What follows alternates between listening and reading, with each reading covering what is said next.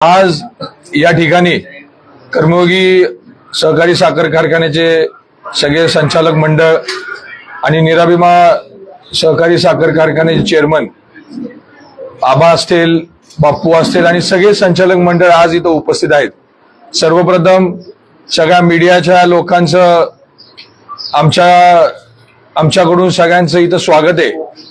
खरं म्हणजे आपल्याला सगळ्यांना माहिती आहे की 2024 ची निवडणूक ही काय दिवसावर आणून थांबलेली आहे आणि त्याच अनुषंगाने ही पत्रकार परिषद आम्ही आज आयोजित केलेली आहे। कर्मयोगी सहकारी साखर कारखान्यामध्ये गेले 5 वर्ष जे संचालक मंडळ काम करते आणि निराभिमा सहकारी साखर कारखान्याचे जे संचालक मंडळ काम करते त्या अनुषंगाने 2700 रुपये चा भाव आम्ही या वर्षी या गळीत हंगामामध्ये जाहीर केलेला आणि पहिला हप्ता वेळेप्रमाणे 15-15 दिवसाला दोन्ही कारखान्यांनी साधारण एप्रिल ते मे महिन्याच्या अनुषंगाने आम्ही वेळेवर लोकांच्या खात्यामध्ये जमा केलेला आहे।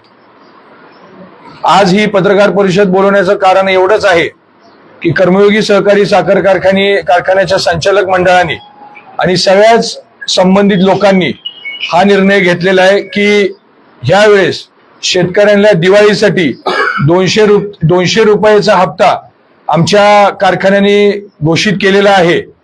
त्याच्यानंतर कामगारांचा जो पगार आहे पूर्णपणे कामगारांचा पगार कारखान्याचा रेग्युलराइज ऑलरेडी आहे।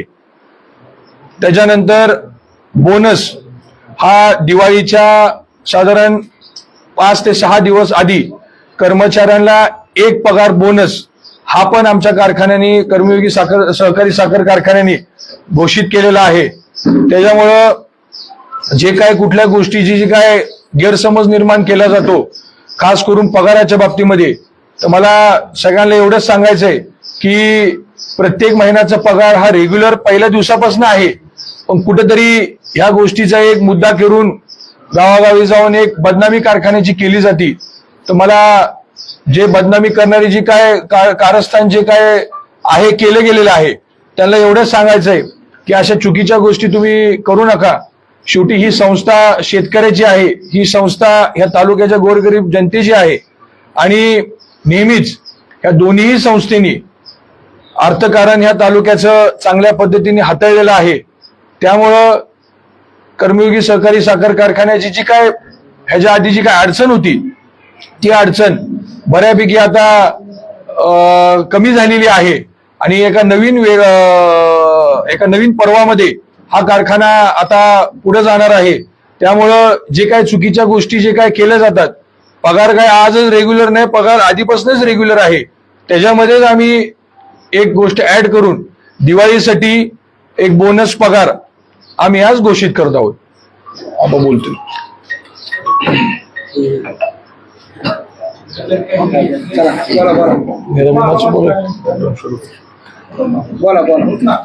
आज या ठिकाणी पत्रकार परिषद आयोजित केलेली आहे। त्या पत्रकार परिषदेला आपण सर्वजण उपस्थित झाला। मी आपणा सर्वांना दिवाळीच्या शुभेच्छा देत आहे।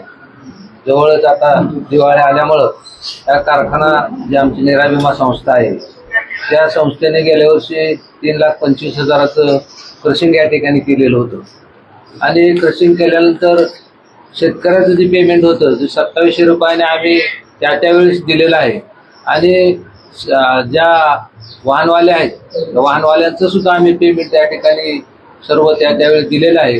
काही सरकारी देणी बिणी जे आमचे जे रेग्युलर आहेत ते आम्ही त्या पद्धतीनं देणी दिलेले आहेत, परंतु त्या ठिकाणी त्या दिवाळीनिमित्त जे शेतकऱ्याला दिवाळी गोड व्हावी त्या हिशोबाने आम्ही सर्व संचालक मंडळ माननीय नामदार साहेब यांनी आम्ही सर्वांनी मीटिंग घेतली आणि मीटिंगमध्ये चर्चा करून साधारण 200 रुपये या ठिकाणी देण्याचं सर्वांचं निराभिमाचं जे संचालक मंडळ आणि नामदार साहेबांनी आम्ही ठरवलं आणि ते आम्ही आज उद्या या ठिकाणी शेतकऱ्याच्या खात्यावर 200 रुपयाप्रमाणे बिल जमा करत आहे।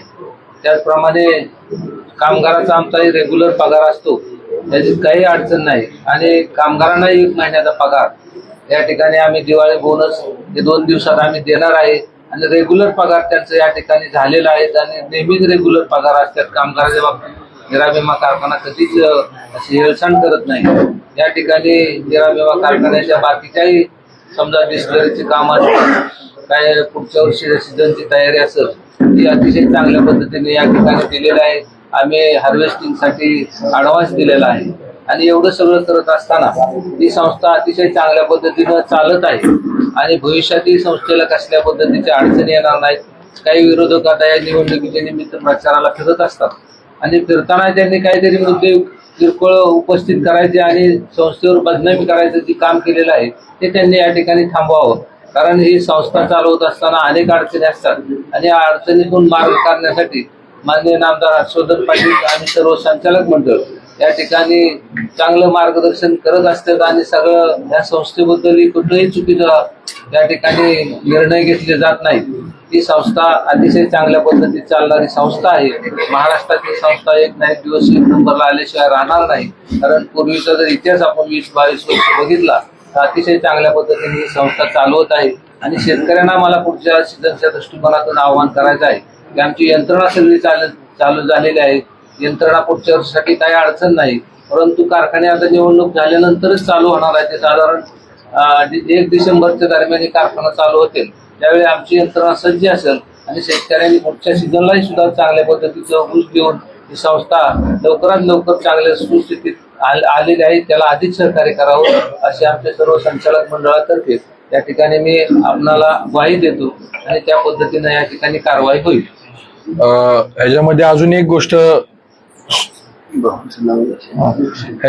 गोष्ट अजून नमूद करायची आहे की दरवर्षीप्रमाणे आम्ही वार्षिक साधारण सभा पण दोन्ही कारखान्याची जो काही नियमाप्रमाणे आम्ही घेतो, पण ह्या तालुक्यामध्ये निरा विमा कारखाना असेल किंवा कर्मयोगी साखर कारखाना असेल त्या अनुषंगाने मला असं वाटतं की छत्रपती सहकारी साखर कारखाना पण ह्या तालुक्यामध्ये आहे. 2 वर्षापासून छत्रपती सहकारी साखर कारखान्याची वार्षिक साधारण सभा का नाही झाली हा सुद्धा आमच्या सगळ्या संचालक मंडळाचा जाहीर प्रश्न आहे. शेवटी ती संस्था पण एक सहकारी संस्था आहे. गेले 10 वर्ष झालं त्या संस्थेचा अजून निवडणुका सुद्धा झालेली नाहीयेत. तर मला असं वाटतं की त्या संचालक मंडळामध्ये जे काही व्यक्ती आमच्यावर टीका करतात त्या टीकेला सुद्धा आमचं एक जाहीर आव्हान आहे आणि एक प्रश्न आहे की ज्या संस्थेमध्ये तुम्ही काम करता त्या संस्थेची का सभा होत नाही, वार्षिक साधारण सभा, त्या संस्थेची का निवडणूक होत नाही. बरेच लोक भाषणामध्ये ह्या गोष्टी सगळ्या नमूद करतात की आमच्याकडं सगळ्यात जास्त लोकशाही आहे, सगळ्यात जास्त पारदर्शकपणा आहे, आम्ही कुठल्याही गोष्टीचं तडजोड करत नाही. मग आमचं खुलं आव्हान आहे की तुम्ही निवडणुकीला सामोरं का जात नाही, तुम्ही ही सभा का घेत नाही, कुणाच्या दबावाखाली तुम्ही हे सगळं करताय का. ह्या गोष्टीचं सुद्धा मला असं वाटतं काही लोकांनी उत्तर दिलं पाहिजे. गेले 10 वर्ष झालं ह्या तालुक्याचं नेतृत्व तुम्ही करताय. तुमच्याकडेही संधी होती, तुमच्याकडेही मंत्रिपद होतं, तुमच्याकडे सत्ता होती. त्या सत्तेचा उपयोग तुम्ही कुणासाठी केला, कशासाठी केला हा सुद्धा प्रश्न लोकांच्या मनामध्ये आता यायला लागलेला आहे. तुमच्याकडे संधी होती संस्था काढायची, साधी तुम्ही शाळा सुद्धा काढू शकला नाही. 2.5 वर्ष तुमची छोटीशी डेअरी मी ह्या तालुक्यामध्ये काढली पाहिजे. आम्ही डेअरी काढली, आमची डेअरी बंद कशी पडावी ह्या सुद्धासाठी ह्या लोकांनी प्रामाणिकपणे प्रयत्न केलेला आहे. हे सुद्धा जनतेला ह्या गोष्टी क्लॅरिटीने सांगितल्या पाहिजेत. तर मला असं वाटतं की आमच्यावर बोट दाखवण्याच्या आधी आपण ह्या 10 वर्षामध्ये काय केलंय ह्या सुद्धा गोष्टीचं मला असं वाटतं क्लॅरिफिकेशन दिलं पाहिजे. आजकाल काय झालंय, कोणी उठतं आणि कर्मयोगी सहकारी साखर कारखान्यावर बोट दाखवतं. मला हा जाहीर प्रश्न आहे की तुम्ही ह्या कारखान्यासाठी काय योगदान दिलं, तुम्ही ह्या कारखान्यासाठी काय लोकांमध्ये जाऊन सांगितलं. चुकीचाच मेसेज प्रत्येक वेळी ह्या कारखान्याच्या बाबतीत लोकांमध्ये दिला गेलेला आहे. तर मला असं वाटतं की उलट कारखाना कसा अडचणीत येईल ह्यासाठी नेहमीच ह्यांचा प्रयत्न राहिलेला आहे आणि मग कारखाना कुठेतरी अडचणीत आणायचा आणि मग कुठेतरी ह्या गोष्टीसाठी गावागावी जाऊन बदनामी करायची. तर मला असं वाटतं की ह्या अडचणी सगळ्या दूर झालेल्या आहेत. शेतकऱ्यांना माझं सांगणं जसं आबांनी सांगितलं की येणाऱ्या सीझनला जास्तीत जास्त दोन्ही कारखान्याला ऊस द्या. खरं म्हणजे आपल्या तालुक्यामध्ये हेच पहिले 2 आपले कारखाने ज्यांनी दिवाळीसाठी हा दर जाहीर केलेला आहे. अजून कुठल्याही कारखान्याने आमच्या माहितीप्रमाणे अद्याप कुठलाही दिवाळीचा हप्ता जाहीर केलेला नाहीये, ना कुठल्या गोष्टीचं बोनस दिलेला आहे. तर मला असं वाटतं की कुठेतरी ह्या गोष्टीचा पण विचार इंदापूर तालुक्याच्या गोरगरीब जनतेने केला पाहिजे. चौथा विषय असा आहे की तुम्ही म्हणता की कारखाना नीट चालवला नाही, कारखान्यामध्ये अडचण आणली. माझा हा जाहीर प्रश्न आहे की तुमचा ऊस कुठल्या कारखान्याला जातो? तुमच्या गावातला, तुमच्या शेतातला ऊस, हा माझा प्रश्न आहे. हे सुद्धा उत्तर तुम्ही लोकांना दिलं पाहिजे की तुम्ही एका सहकारी संस्थेचे तुम्ही संचालक आहे, त्या संस्थेचे तुम्ही चेअरमन होता, पण तुमच्या गावातला, तुमच्या शेतातला ऊस एका खासगी कारखान्याला का जातो? तुमच्या दुकानात मध्ये काही लोक बसून चिडबॉयचं काम केलं जातं, चिडबॉयला बोलवलं जातं, चिडबॉयला ऊस नेला जातो. त्यामुळे मला असं वाटतं की आमच्या शेतातला ऊस हा सगळ्या सहकारी संस्थेलाच जातो. आम्ही कुठल्याही प्रायव्हेट कारखान्याला ऊस देत नाही. मग असा लोकांनी समजायचं का की तुम्हाला ह्या तालुक्यातली सहकारी संस्था बंद पाडायच्या आहेत? त्यामुळे मला असं वाटतं की बोलणं फार सोपं असतं. त्यामुळे मला असं वाटतं कुठेतरी ह्या गोष्टीचा विचार पण लोकांनी केला पाहिजे. दादा, निवडणूक डोळ्यासमोर ठेवून या घोषणा केल्या असाही तुमचा आरोप होऊ शकतो, काय सांगा? कुठल्याही प्रकारची घोषणा निवडणूक डोळ्यासमोर केलेलं नाहीये. तुम्ही मागचा इतिहास जरी काढला, ज्या ज्या वेळेस दिवाळीचा सण आलेला आहे त्या त्यावेळेस कर्मचाऱ्याला दरवेळेस बोनस दिला गेलेला आहे, मागच्या वर्षी दिला गेलेला आहे, त्याच्या आधी दिला गेलेला आहे. त्यामुळे मला असं वाटतं निवडणुकीच्या अनुषंगाने काही दिलं नाहीये. समजा निवडणूक आधी झाली असती, दरवेळेस तुम्ही बघितलं तर निवडणूक साधारण ऑक्टोबरच्या महिन्यामध्ये होती. आता निवडणूक नोव्हेंबरमध्ये गेली, त्यामुळे काही लोकांना वाटत असेल किंवा नोव्हेंबरमध्ये निवडणूक गेली म्हणून असं काही नाहीये. त्यामुळे कुठल्याही गोष्टीचा गैरसमज करून घेऊ नका.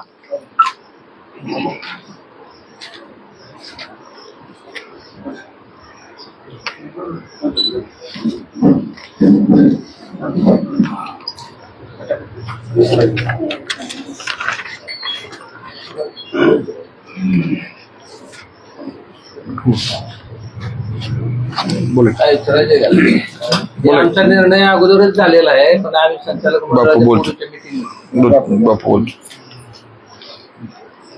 आता या ठिकाणी कर्मयोगी शंकरराव पाटील सहकारी साखर कारखाना आणि निराविमा सहकारी साखर कारखाना यांच्या माध्यमातून आदरणीय राजवर्धन दादा, आदरणीय कारखान्याचे चेअरमन लालासाहेब पवार यांनी जे आपल्याला कारखान्याच्या ॲडव्हान्स बिलाबाबत किंवा कारखान्याच्या इतंभूत सगळी माहिती सांगत असताना हा निर्णय तसं पाहिलं तर आम्ही संचालक मंडळाने आचारसंहितेच्या अगोदरच हा निर्णय आम्ही घेतलेला आहे. आणि आज दिवाळी जवळ आल्यामुळं हे 200 रुपयाची जी घोषणा केलेली आहे ही राजकीय दृष्ट्या नसून शेतकऱ्यांच्या हिताच्या दृष्टीनं प्रत्येक वर्षीच आपण दिवाळीच्या अगोदर शेतकऱ्यांना दिवाळी गोड व्हावी म्हणून दिवाळीचा हप्ता देतो आणि कामगारांना सुद्धा 1 महिन्याचा बोनस देतो. त्यामुळं आजचा जो निर्णय आहे तो शेतकऱ्यांच्या दृष्टीनं फार महत्वाचा निर्णय त्या ठिकाणी सर्व संचालक मंडळाने घेतलेला आहे.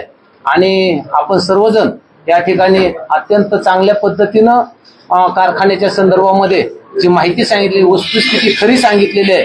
परंतु काही वेळेला विरोधक त्याचं भांडवल करून कुठेतरी कारखान्याला बदनाम करण्याची भूमिका घेतात आणि त्या भूमिकेला आता सर्वसामान्य शेतकरी कुठेही त्यांना वाव देत नाही. आणि म्हणून कुठेतरी खोडसाळपणाने अशा पद्धतीची त्यांची जी संस्कृती आहे ती संस्कृती त्यांनी थांबवावी एवढीच या ठिकाणी आम्हा सर्व संचालक मंडळाच्या वतीनं त्यांना आम्ही सूचना करतो. आणि पुन्हा तुम्ही सर्वजण आलात त्याबद्दल सर्वांचं या ठिकाणी मनापासून स्वागत करतो.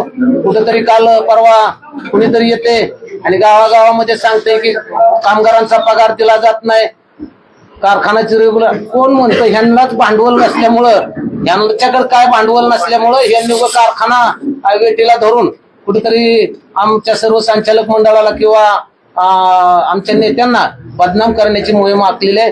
हे सर्व आता सर्व शेतकरी जाणून आहेत, त्यांच्या बोलतापाला कोणी बळी पडणार नाही अशा पद्धतीच्या ठिकाणी आम्ही सर्व संचालक मंडळाच्या वतीनं भावना व्यक्त करतो. आणि तुम्ही सर्वजण आलात, पत्रकार मंडळी आलात, त्याबद्दल पत्रकारांचं या ठिकाणी मनापासून स्वागत करतो आणि थांबतो.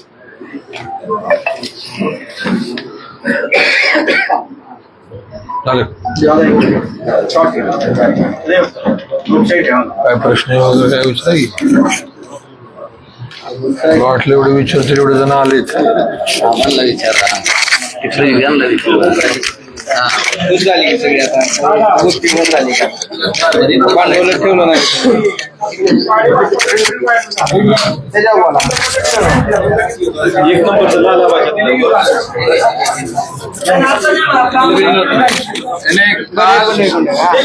वेगळा विषय घ्या हा विषय समजा हा विषय घ्या